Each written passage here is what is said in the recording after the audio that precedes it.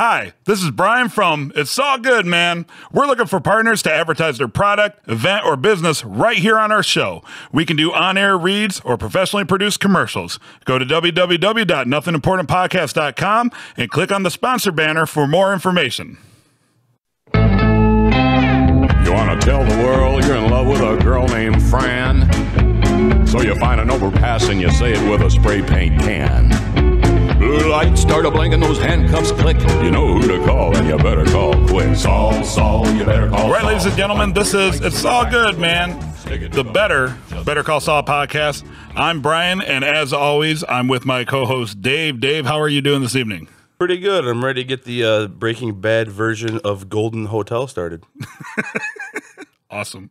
For those of you that don't know, it's a spin-off of the Golden Girls. We're huge fans of Rue McCallaghan and B. Arthur. Awesome.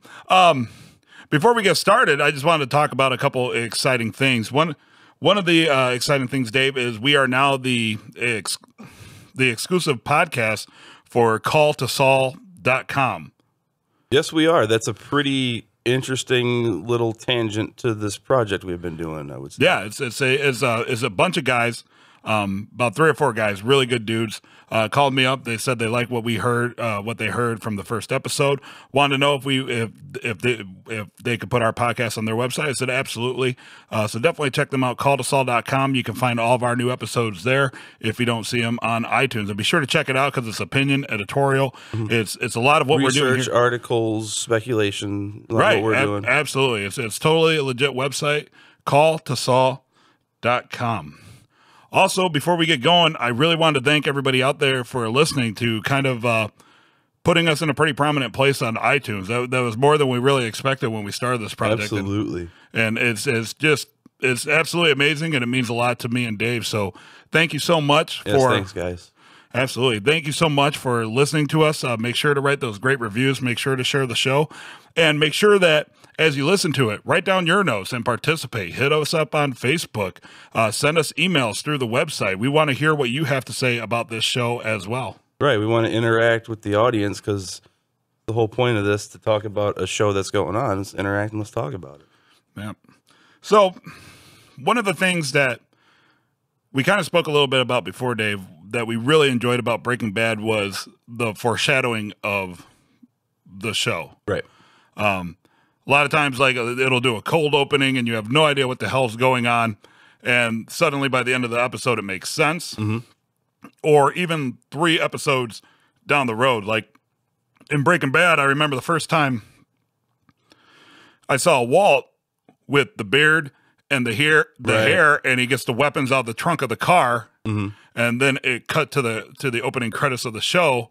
And I think probably 2-3 episodes went by before you even figured out what the context of that was. I think it started with the 5th. Didn't the 5th season open up like that? Wasn't that the first shot of the 5th season? It may have been, yeah. And I remember because he was making the number 52 out of bacon. Mm-hmm, yeah. And then that's actually the last episode. So it came full circle. That opening shot of the 5th season is actually from the very last episode of the show. Mm-hmm. But I think the next episode, or maybe that episode with the bacon, he was making the 51 out of bacon. Mm-hmm. So you knew it was going to be a whole nother year before the show even concluded. Right, started to conclude. That was genius, though, because when they open with that shot, and then it goes to the opening credits, and then you see Walter White, and he's still bald and clean cut. I'm like, where the hell does that fit in? How did they get from that point? Right. So like throughout the whole episode, I'm thinking, man, there's going to be some sort of big time jump. Mm-hmm. Or this is actually like a flashback, and at the end of it, then it's going to catch back up where he's going to the trunk of his car and getting the weapons. But it didn't. It just progressed as a normal episode. And then I think the episode after that, I don't even think it referenced that. It was they did a few of those because there was the one, and it all came back in the last episode. There was the one where he was at the diner and he gets the weapons. There's one where he shows up at the house and grabs the ricin, and then he sees the neighbor lady. And there was something else I can't remember with the beard and the glasses and stuff. Yeah, and all that was just setting the stage for what was coming down the line. Right. But then when they got to the episode, you're back to the the regular chain of events where he's bald, has the goatee, and not to that point And yet. there was a lot of, in retrospect, there was so much foreshadowing that happened. As you watch it again and you watch the whole series a second time, you pick up on things that you never really caught the first time that foreshadows was coming at the end. One of my favorite ones, remember Hank was gifted Tuco's grill, and it was on his desk like a paperweight. Yep. Yeah, and there was a scene where the way that the camera was positioned, they picked up the paperweight, and the grill inside the paperweight perfectly matched up with Walt's mouth in the background. I didn't notice that. Yeah, it perfectly matched up. Oh. And the whole point of the series is going from Walter White, this mild-mannered science teacher, becoming this crazy Kingpin. sociopathic kingpin. So I took that as when he's holding up the little cube and it perfectly lined up with his mouth, it's saying, hey, his transformation is almost complete. He's going to become Tuco. He's just as crazy and crazy and homicidal as Tuco. Right. Which is exactly what happened. Is exactly what happens. One of the other ones I really liked was it was very subtle, but in the episode where the they were in the desert and Jesse was hiding underneath the car. Remember, and he's trying where Hank gets killed. Right. Yeah. And it shows, because they had sort of a minor shootout, and it shows a reflection of Walter in the paint of the car.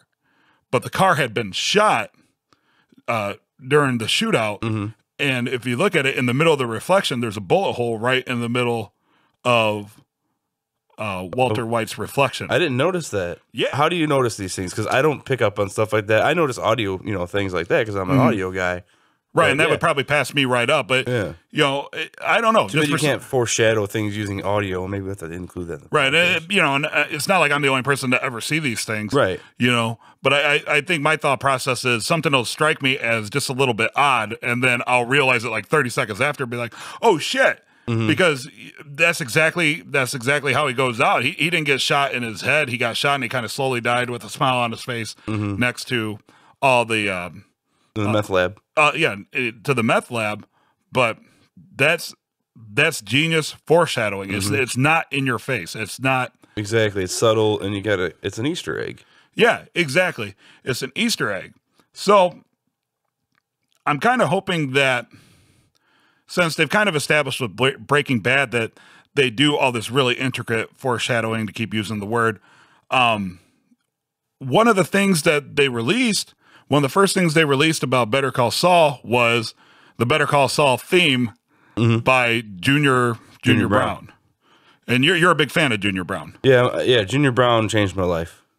Yeah. I would say. Yeah, it was just a show at the Grand Ole Opry. I was on a high school trip and never heard the guy before. Highway Patrol was a big song. And then, dude just takes the stage and just blows my mind. He's the most amazing guitar player I've probably ever seen live. Yeah, and for those of you listening, just to put it in the context, Dave plays multiple instruments, and he's also a professional audio engineer, and he does a lot of the setup and editing and mixing with our podcast and such. And I remember when I sent that song to you, you were really excited because you're like, holy shit, that's Junior Brown.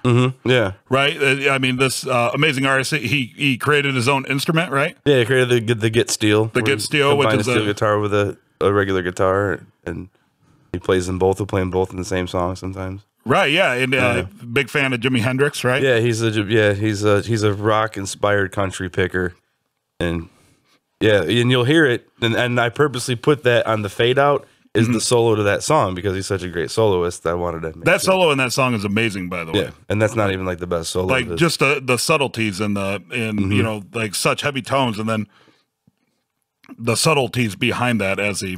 Oh yeah, that's a dude a dude that knows his instrument. So now we're about 2 weeks after this episode will get posted from the first episode of Better Call Saul. And I'm just hoping that they built such a huge reputation of bringing stuff from point A and making it connect with point B, and also doing stuff in real life. Like, for example, if you can go to bettercallsaul.com Saul.com and see Saul's actual website. You can watch his funny little commercials where it's like, "Did you know you had rights?" Which is so silly. But there's a phone number on there too, and if you call the phone number, it's hold music, just like if you called a busy law office, and then it's the total like while you're waiting, like, and then he gives like his little pitch, and eventually it'll hang up on you after he keeps guaranteeing you that he'll get to your call, and it'll eventually hang up on you. So there's a lot of like real world, like almost interactive marketing between like those of us in the audience and these characters in the show. Right. So we talked what was his first case going to be, and I think I know what it is. I've skimmed reviews. I didn't really want to do spoilers because I kind of wanted to have like the big surprises, as most of our audience has the big surprises. Yes. But there are some details that have leaked in the advanced reviews and such, and we may talk about that in a little bit. But I was thinking, how cool would it be if you listen to the Better Call Saul theme song? How cool would it be if the crimes that he describes going on in the Better Call Saul theme song, what if peppered throughout the series, they actually, Saul is charged with being a lawyer for the people that are committing these crimes. Right. Or, maybe even something as like, you might see some paperwork or something that might have one of the crimes from the song on it, and like the way Breaking Bad would do an Easter egg. Right, yeah. Exactly, like in order in the song. Or he'd be on the phone and be like, I'll get to your case about. Right. Yeah. Right. In the song, in order, there's a DUI. As the guy has too many Long Island iced teas, and gets pulled over. Then it's a very simple crime, vandalism, because he falls in love with a girl named Fran, and then he goes and spray paints it on an overpass. After that, it's retail theft. It describes a guy shopping at Walmart, and he decides to steal a George Foreman grill by sticking it down his pants. So those are like minor ones. But then it has a solo or a bridge, and then it becomes like these hilarious like felonies, like big time crimes. Like the first one is insurance fraud, and murder.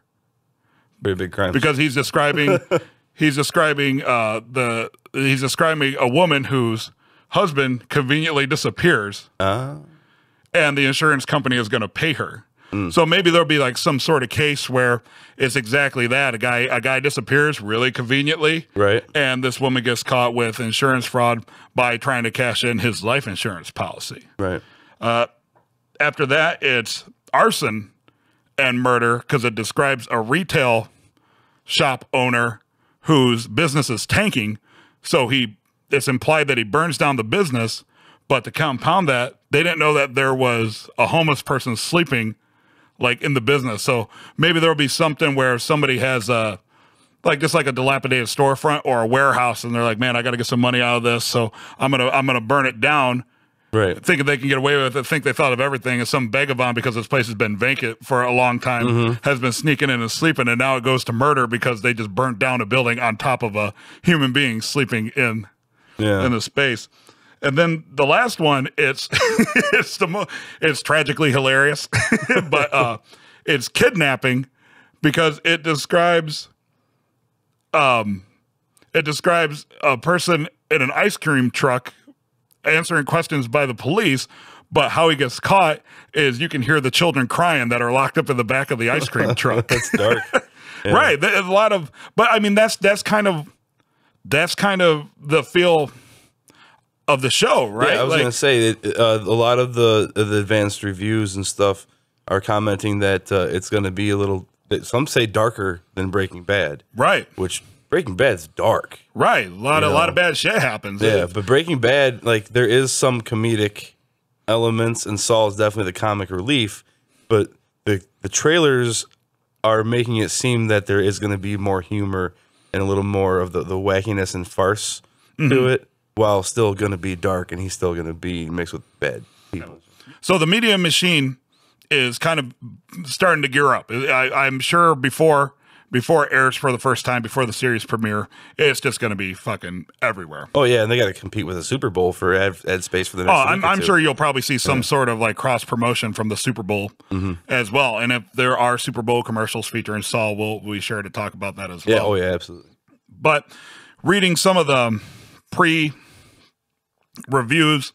and some of the interviews with Vince Gilligan and the producers and Bob Odenkirk himself talked about initial talks. How it all started, it was kind of a joke on set where they kept saying, well, when are we going to make a show about Saul? And they didn't want to do it. And then when it kind of became like, they're like, you know what, actually, that might not be a bad idea. It was supposed to originally be like a half an hour comedy show. Makes sense. It does, because he was the comic relief in Breaking Bad, but then as it progressed, it went from a half hour comedy to a full hour drama with some comedy in it. So they were describing it as being 80% drama, 20% comedy. Ratio I can deal with. Right. Hopefully hopefully they don't make it too like I don't want, I hope that they keep the same tone where the comedy in it is like a darker comedy, like more of a like, holy shit, I can't believe that type comedy. Like, I hope there isn't a lot of slapsticks. Right. Yeah. Ridiculous. Like pratfalls. Yeah. Shit like that, Like, we don't need like the classic sitcom Wacky Neighbor. Like, yeah, exactly. Yeah. Like Larry and Three's Company. Like, like we don't need a Larry, I hope it's very, just that dark pointed comedy where a lot of the humor comes from, holy shit, I can't believe they did that. And man, that is absolutely ridiculous. Right. Also, we talked about last week, we kind of started making predictions, and we started talking about how we thought the shows were going to tie in. Right. I made the comment that, towards the end of Breaking Bad, Saul remarks how he's going to end up being like a fry cook at a fast food restaurant. And I was actually corrected by listener Ryan Van Aken. Saul actually makes the comment that he's actually going to end up working in a Cinnabon. Right. And I don't want to spoil it for anybody, but all the reviews are talking about, like, yes, that is exactly what happens. Is the opening shot is Sal working at a Cinnabon. And we call that backdoor bragging. Backdoor bragging? How you were like, I was wrong, but I was totally right. Yeah, I'm just going to put that out there. I was so incorrect. I was 100% correct. But I mean, like, big whoop, right? That's not exactly a hard call to make. Right, yeah. Where the hell else could the series have picked up? Right. I would, speaking of that real quick, one thing I hope they explore too is that's awesome that they're keeping that, and he's going to open at the Cinnabon. But remember, Walt went into the mountains and he was hidden. Remember, he came in on like the propane truck, right? And he was hiding in the mountains.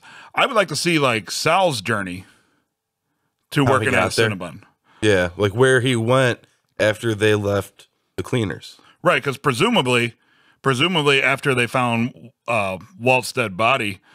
Right, in that universe, shit had to be going crazy, right? It had to be a major news story. Oh, yeah. It was like, so anybody that has any connection whatsoever, any of the characters, there has to be, where did they go? Remember, we talked about Huel. The last time you see Huel, he's just kind of sitting in the room.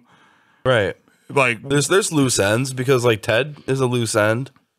He sent the DEA to the latitudinal coordinates of where Hank's buried. A lot of things were set in motion as the series concluded. Right, and in another, interviews with the producers and such, they let it be known that it doesn't just start with him at a Cinnabon and then go 6 years earlier. We talked about time jumps. Time jumps, and that's been confirmed as well. There's going to be all sorts of crazy time jumps. So I hope as we're learning about the life of Jimmy McGill, I hope they jump to the future, at like between the series as well, and the tie up loose ends that way. Because I would really like to see his journey to how he got to the Cinnabon. Because Walt was hidden out for like a couple months, right? Yeah, it was several months. It was several months, and then how that ended is how that ended. So presumably anybody that was involved in that would have gone through a similar process, right? So I'd like to see like maybe an episode where half of it is spent. It's Saul sitting on the bench waiting for the shitty minivan to come pick him up, and where they hide him out and how he gets to the Cinnabon. And hopefully it shows his process as well, like getting the new identity. And so what this is reminding me of is that when the Disappearer deals with Walter, he secludes Walter and says, this is what you do now. I'm the only person you need to contact. I bring you supplies. You're gone. Did he treat Saul the same way? because he's working at a Cinnabon in like a mall or something. So he's obviously back in the public.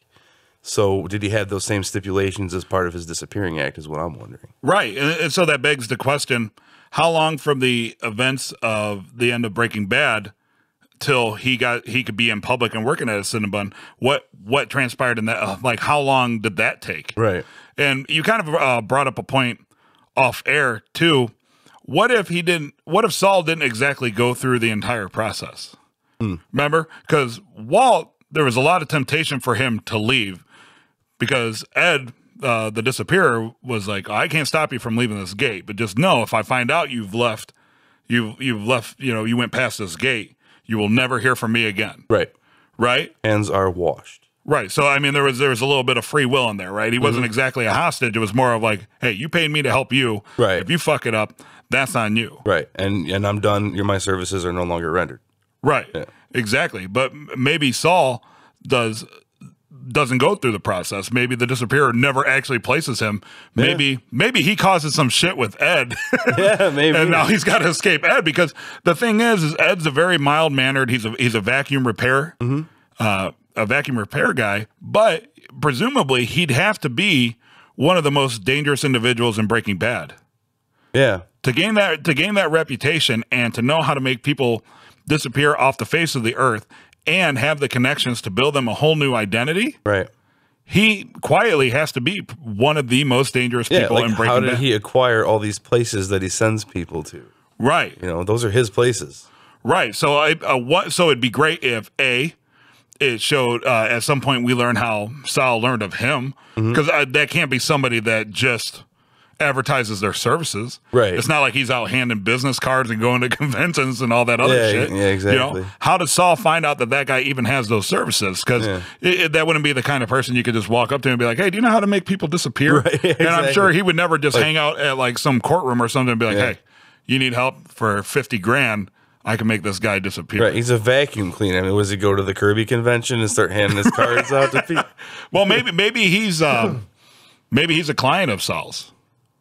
Maybe he started off as a client of Saul's. Yeah, that's a thing. Or if the Jimmy McGill to Saul Goodman could have been his thing. If he's involved in switching identities and stuff, that could be it. Right, because you brought up the point where you don't think he's Jimmy McGill. I don't want to say that with so much certainty, but I just have this inkling that maybe this isn't the first time he changed his identity. He could be right. So like when we learn of him, he's Saul Goodman, and then he makes the comment that previous to that he was Jimmy McGill, and you have in the trailers they're calling him Jimmy, right? But you, Dave, your theory is that he's somebody else altogether, and Jimmy McGill might even be like the second or third name that he's come up with, right? Man, that's so good. I wish I would have thought of that. That's a good. That's a great idea. And who else has he done it for? Yeah. Because I'd like to think. This kind of thinking of the people from Breaking Bad that I would like to see be reoccurring characters that aren't shoehorned in. I think Ed would fit perfectly like that, because maybe Sal represents him at some point, learns of his services, and then they build their little partnership. So that is like a natural fit for the show. That's a character from Breaking Bad that would have a natural fit, I feel, in Better Call Saul. Right. And I want to correct myself from the last time about where I said that Saul and Tuco had a relationship, but it was actually Saul and Crazy 8 and Crazy 8's cousin. And that is a pre-existing relationship prior to the first season of Breaking Bad. So that's another relationship that I would not be shoehorned in my opinion. It could be a nice natural thing. Right. But I guess that's the beauty of the series, right? There's so many ways that the spinoff can go. It's damn near impossible to predict, because the way they wrote it, there's so many variables. There's so much this shit going on, and that's why I think it's going to be really fun. And I think that's where a lot of the comedy is going to come from. Is like the holy shit, that's how that guy fits in, right? Yeah. Right, because the teasers show when Saul met Mike, he was a parking lot attendant. Which I'm thinking, I wanted to comment on this, is that I think it might be like the parking lot to the courthouse or something. Like he's still involved in law enforcement, right? Well, maybe he's, he said he was retired, so maybe he's retired from the beat, but that's just kind of his cushy job is, right. But he does say, and I did not know this because I hadn't finished the series last week. He says he's from Philadelphia. He says he was a cop in Philadelphia, which goes to your big city Midwestern thing. No, is that New England? It's somewhere out on the right East in between Coast. where we said. You're right. Because, and who knows? That could be a scene from, back in the day before they get to Albuquerque, or that could be a scene in Albuquerque, or, who knows where it takes place. But it definitely seemed like that was still a law enforcement based. Right. He's still involved in that community. He's still a part of that community, but he might not be, on the force anymore. Right. Which makes sense, because if he was on the force, why the fuck would he be taking parking tickets? Yeah, exactly. like letting people in a parking garage. So before we wrap this up, then predictions, right? We've both been skimming reviews and interviews and trying to get information without spoiling it for ourselves, so we could be just as excited and Right. geeked out about it as anybody listening to this podcast as it actually airs live. But the one common thing that all the current reviews talk about is everybody always thought that there was going to be a major character from Breaking Bad that was going to make appearance early on in Better Call Saul to kind of tie the shows together. Yeah, one of them went a little deeper than I'm willing to say, but it's going to affect my opinion. I will just say that when we get to it. Okay, so if you were to take a guess and make a prediction, who is the person in the first episode that's going to make an appearance that's going to shock everybody? I'm thinking at first, can I say two? Yeah. Because my first opinion was it was Crazy 8, but he's not a big character. Right. I'm thinking He's very pivotal, though. he is super pivotal because that's the beginning of the end of Walter. So that or Gus. Okay, so you're saying Crazy 8 or Gus? Yeah. I don't think it's a bad guy. I think it's Hank. I think he's working a case, because if you remember, Because they're both it's case law enforcement. right, and when you first see when Sal's first episode, him and Hank pass each other in the hallway of the courthouse and start talking shit to each other. I didn't remember that Remember, they were very familiar with each other. because they have a history. Right, because Saul was like, "What does the DEA want with this shithead?" Right. And then Hank fires back like, "Oh, I don't know. Are you doing like some of your shitty commercials?" And then they kind of go back and forth and make like your mama jokes. So taking that into context, that might be who I think is the person that at the end of the episode, maybe he's working on some case, and the big reveal is one of the key witnesses for the prosecution is a very early young Hank from the DEA. That's a pretty good. I like it. See so that's my prediction. So you're going with Crazy 8 or Gus. I'm thinking it's somebody involved in a non-American side of the business, and it's going to be a bad guy. So you're going total bad guy. I get a feeling that I like to think that it's Hank, and I think that's great. And then how I'd like to see that if it was Hank, that it doesn't spend a lot of time on their relationship. Right. It's just more of a shock, like, oh yeah, I didn't like. That's right. They did seem like they knew each other before Breaking Bad. Yeah. And maybe not a recurring character, but somebody sprinkled throughout like the first season of Better Call Saul. Something happens and he ends up running into the DEA, because then that would also make sense when you think about all the different kind of drug connections that Saul had. Right. Maybe Hank is somebody he's just accustomed to seeing. Maybe they don't talk all the time or even have any professional courtesy or respect to each other, but they know of each other. Because if you think about the way that they did in Breaking Bad, at first I was like, oh, well, he obviously knows him because he references the shitty commercial. But then you go back and watch it, the way that it was played out, it was almost as if they had run into each other before. I think that my first thought when I saw that was that shady lawyer, DEA agent, they've probably been in a few cases together. Right, and just cross paths. And Right. so the banter back and forth, there was obviously some venom there. They obviously don't like each other. But like I took it as almost it was one of those things where it's like, I don't like that guy, but I just kind of have to put up with him, you know? So, Right. you just kind of like nitpick at each other from across the room, you know? Like it'll never come to blows or anything like Pot that. shots. Yeah, but like if you get a chance to like kind of like stick them with the knife and turn it a little bit, like I'm gonna get a rise out of them. That's how I took that. So that's my prediction as far as who the big reveal is going to be on the first episode. Cool. I also think it's going to be Jesse or Walter, and maybe one of the family members, or no. Yeah, I also think it'll be somebody that was in Breaking Bad. No, yeah, I do like that. I kind of like your prediction more than mine, Yeah, actually, because that would make a lot more. Well, just as much sense because mine is based off of past legal, issues and pre-existing relationships prior to the show too. So right. but I don't think it's going to be anybody he met for the first time in Breaking Bad. Right. And for those of you listening, please make sure to hit us up. You can see the Saul Goodman portion of the website at www.nothingimportantpodcast.com. Make sure to go on there, send us your suggestions, send us your predictions. We'd like to see who you are, who you're kind of betting on. Who is the major Breaking Bad character that appears in the first episode of Better Call Saul? Because we want to interact with you. We want your predictions. We want your opinions. We want you to tell us why we're full of shit, and we'll be more than happy if you guess it right. Whoever guesses it right, even if it's 10 people, we'll make sure to give your props on air. And that concludes episode 2 of It's All Good, Man. Thank you so much for listening. Please keep those reviews and star ratings coming. We appreciate everything you've done for us just after one episode. You can find us on Facebook. It's All Good, Man. You can find us at www.nothingimportantpodcast.com. Call us geniuses, call us ideas, whatever. Just call us. You heard me. You better call Saul.